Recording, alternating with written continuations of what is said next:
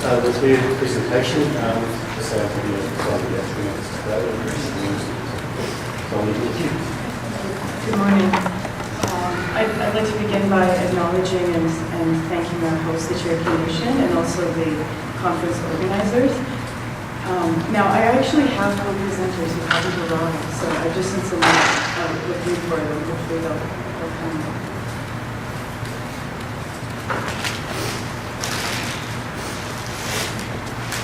So, the Fort McKay is a community in northern Alberta, Canada, that is in the middle of the oil sands activity. The First Nation has Cree and Dené people, but there are also Métis community living alongside them.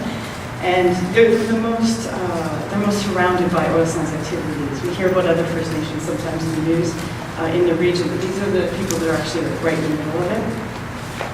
And this project is a project that's funded by a nonprofit organization called the Wood. Oh, yeah,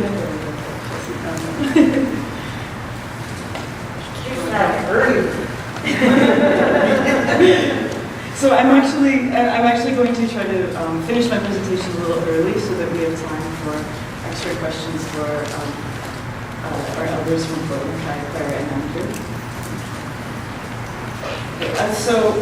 I'm on Indian time.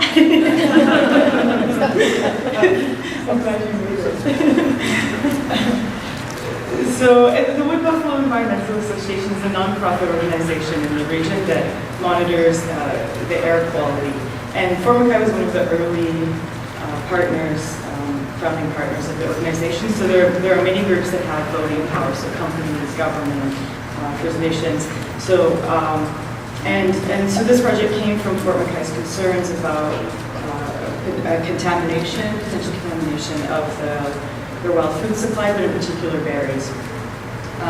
And so I'd actually also like to acknowledge Anne Garibaldi, who's in the room, who planted the seed for this project in the beginning. So I've been working as a traditional land use researcher in the region for about 6 years, and I constantly heard people expressing concerns about wild food contamination.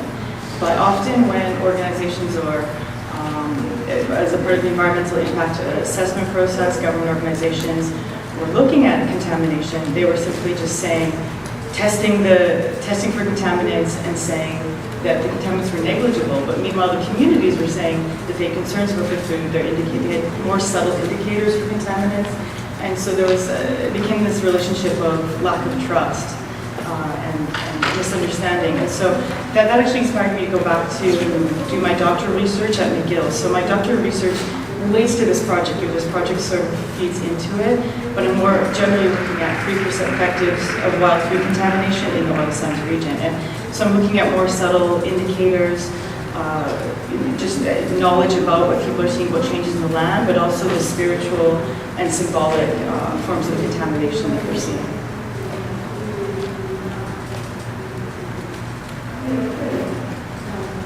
So for methods, we started out with focus groups in 2011. We have regular meetings, about once every month, once every 2 months, the group meets. And we have a group of about 15 people. The focus group nominated Andrew and Claire, who are our guests here, to be their leaders. So Andrew and Claire are my bosses, and they decide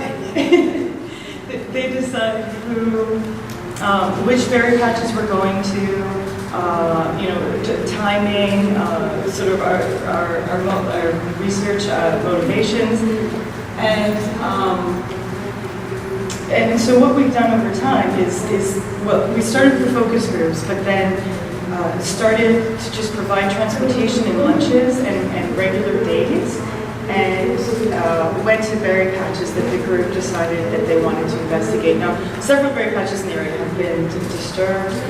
We looked at berry patches that are also close to the community and some farther away. And so we just started regularly visiting them. We check them in the spring. We have lunch, we visit, we share knowledge. If you were any of you here last year, we presented a poster. Andrew and his grandson Shay were here last year. And we talked about all of the TEK in general, the traditional knowledge about the berry patches. We also listed many berries that the different species that we looked at. So any berry that anyone wanted to talk about, I recorded. We recorded stories about visiting the areas, the names of them, and it was really just an opportunity for people to get to go to the berry patches. I think a lot of the members in our focus group, some of them still actively pick berries, but there's also a lot who maybe weren't getting to go to these locations anymore. Their families are busy working in the area, and it was just an opportunity to be present in the patches. So over time, though, the group, the elders decided that they wanted to start introducing scientific testing. And because we're funded and partnered with the Wood Buffalo Environmental Association, who is really a nonprofit that funds scientific studies of air monitoring, air pollution in the region, and we had a lot of resources available to us.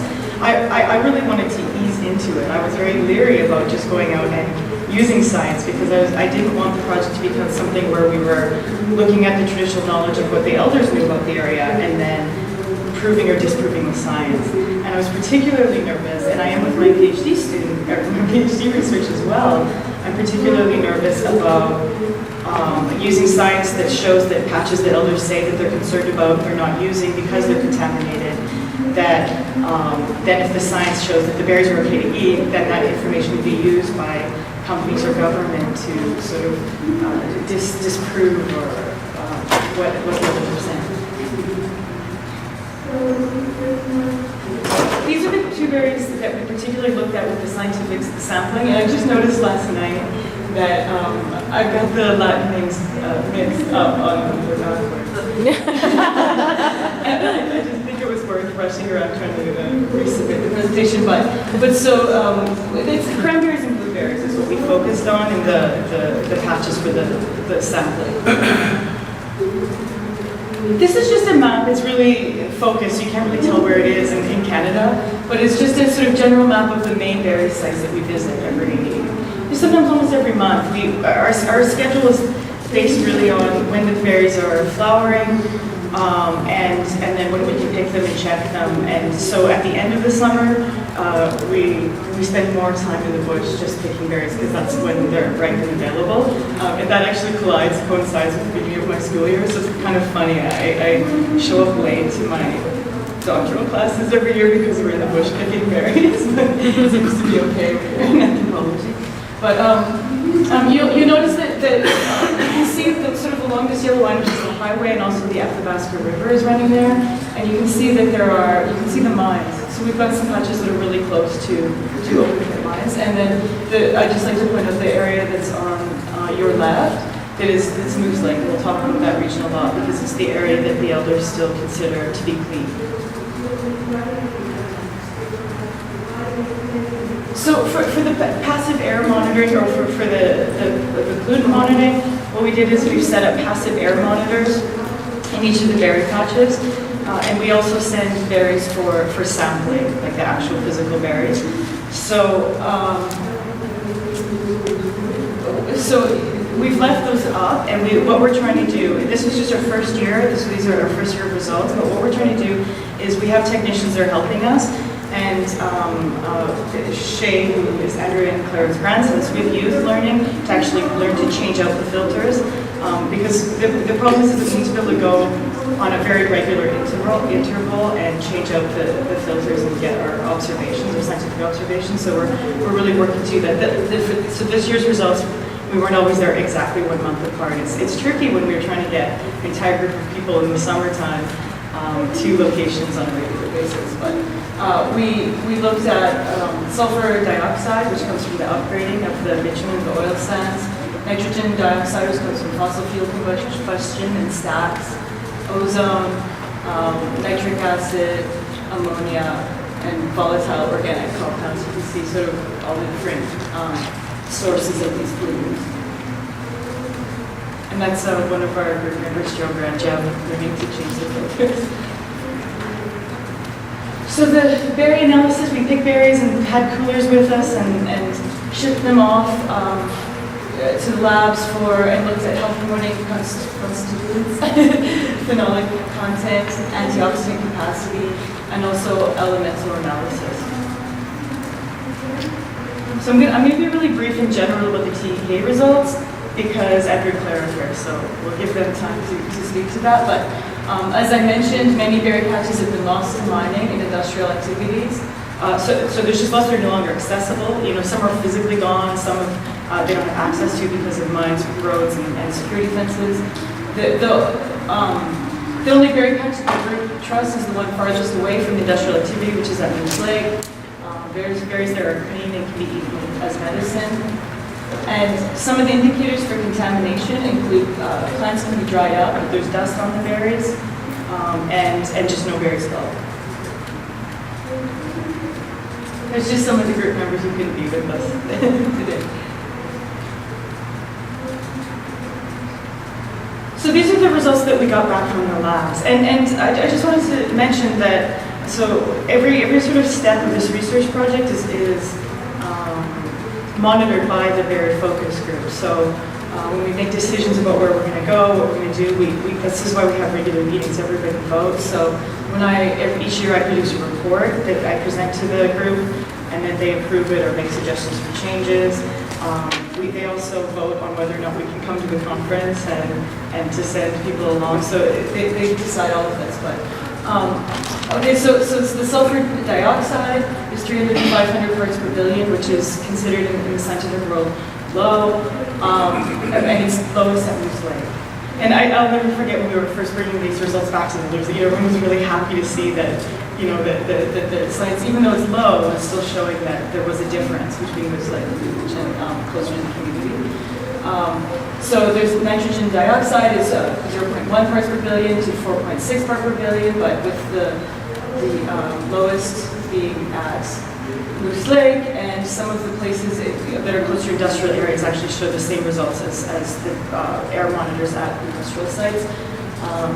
The ozone is extremely low, which is typical in industrial center, and slightly higher at Moose Lake.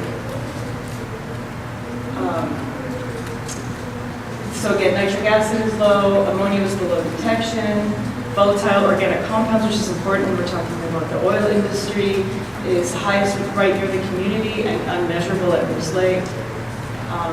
The Moose Lake berries were 3% higher in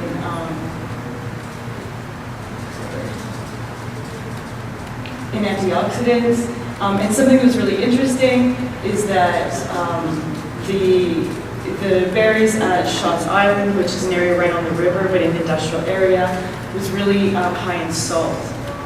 And so we thought that was really bizarre. The scientists were like, what's going on? And we asked Andrew, and he said, well, there's a lot of salt and bitumen in a lot of sense. So, and also so aluminium, iron, nickel, vanadium were much higher at Schatz Island and Target because of dust. And this was particularly interesting because Wood Buffalo Environmental Association recently published a book where they had a scientific report showing that you can actually trace dust through these elements. And dust is something that's been sort of controversial in the region because the elders are always saying, there's dust in the berries, we don't want to eat them, they're contaminated. And often the scientists will say, well, wash them, right?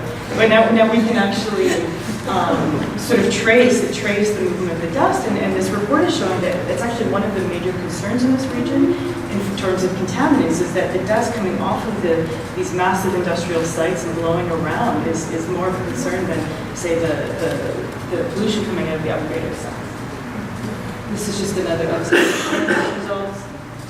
So I just did a little bit of a comparison of some of the points that the elders really talked about that we see trending in the science. So the dust on the berries, berry patches near the community are contaminated, everyone's concerned about them, and we do see the VOCs and the air pollution slightly higher. Moose Lake is even healthy, so we see the berries actually having more nutritional value and having less pollutants. And also Andrew and several of the members of the group, the guys that go fishing in particular, talk about how the contaminants follow the river, the Athabasca River. And so we saw that in the particular site that it's called Schatz Island, but it's actually just right on the river, sort of a little jagged outcropping. And yeah, we see the nitrogen dioxide being significantly higher there. So next steps, we're going to continue doing this. Like our hope is that this project will go on for many years, and that the youth that are working with us, we're going to include more, and the organization is actually interested in helping fund their educations and train them to be the next the air monitor scientists in the region. So we want to just continue the monitoring and strengthen our methods. As I was saying, we have issues around getting people out on a regular basis, being really, technical. So what we've started to do this year is we're separating, there's actually a trip going on while we're here, so we've separated the traditional knowledge trips from the science trips, so that who's ever available can go on the regular days we know when they're set for the science, but we're also allowing for dates when everybody is available, when people aren't busy with, activities in the community, that we can all go to the berry patches. The group is asked to add weather stations, and so WBA is actually buying these really cool weather stations that will be on site at the berry patches. And we're slowly looking at more sites. Andrew and Claire have requested to have a couple more sort of in between their community and Moose Lake. And we're also going to start monitoring some that are known to be really, there's berries at particular patches that the organization is already monitoring, they know are really contaminated. We want to go and start launching those berries. We're also going to start measuring the actual berry plants and monitoring the health of them. What I mean by that is tagging specific plants and measuring them on a regular basis. And the community also really wants to know, okay, well, what are the health implications, right? So now we're looking at, so some of these contaminants are present, what does this mean for the community? So yeah, I'd like to thank you for your time.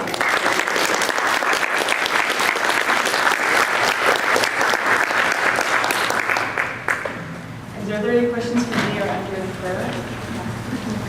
I have a question about your confidence in, you said okay, well, the scientific community has these thresholds that we've determined to be safe, and yet, for example, continually with environmental contaminants, we're starting to continually lower those thresholds. So lead is a good example. What was considered a safe threshold for lead in the 1980s has been steadily declining, and now most recent research says that actually there's no safe level of lead exposure. And so I start to wonder, when we're looking at these standards, have you done any kind of independent, trying to determine how we are claiming they're safe, or what the status is of that? Yeah, so, one of the things that I always remind the group, and why I was very sort of slow and gentle about introduce, or we were slow and gentle about introducing science is, like I say, I don't want to prove to this group, and also, how do we know that we're testing? We can test for everything that the elders are experiencing. These are people who've been eating this food, have a close relationship with it, and they can tell when something's off, right? So we might not be able to measure for it. So yes, we are being very careful. So the kind of science part is we're gently introducing it, and we're kind of creating a baseline, especially because there's a more development proposed. The actual open pit mines in the region are due to triple in size in the next 25 years, and there's also a lot of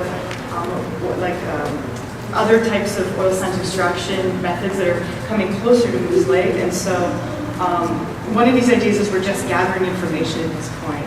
And we hear you, we've been sort of courting and talking to specialists in the country who are toxicologists and people who can talk more about this and have worked in First Nations communities. Because we're sort of leery about when we say those limits are low, right. I say that gently because they still do show a difference, right? They do. There's something going on there. So I'll come back and come back in 10 years with this project, and we'll see what we have then. Any concern with the pollinators that are involved in both cranberry and blueberry?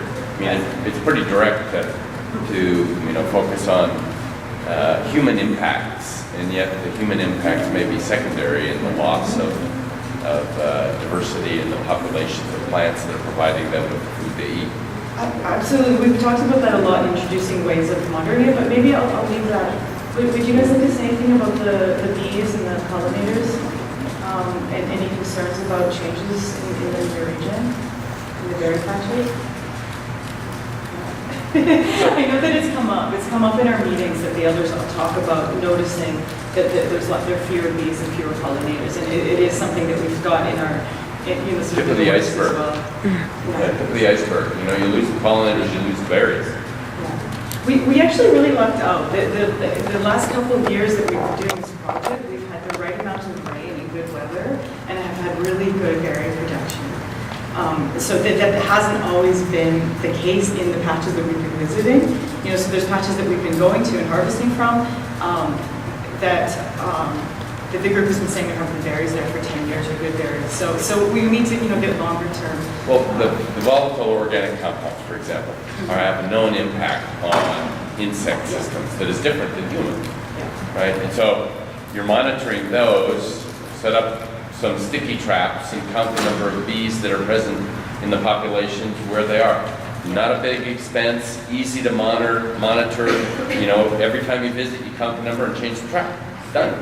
Thank you, we'll do that. Like I say, the elders have talked about their concerns about pollinators that definitely can talk, so, yeah, we will. I just wanted to ask the elders if they would talk to us about health and unhealth of berries, like what's, you know, Janelle said she didn't want to speak to those points because you're here, so I would love to hear your I response. have to be careful because we're already over time.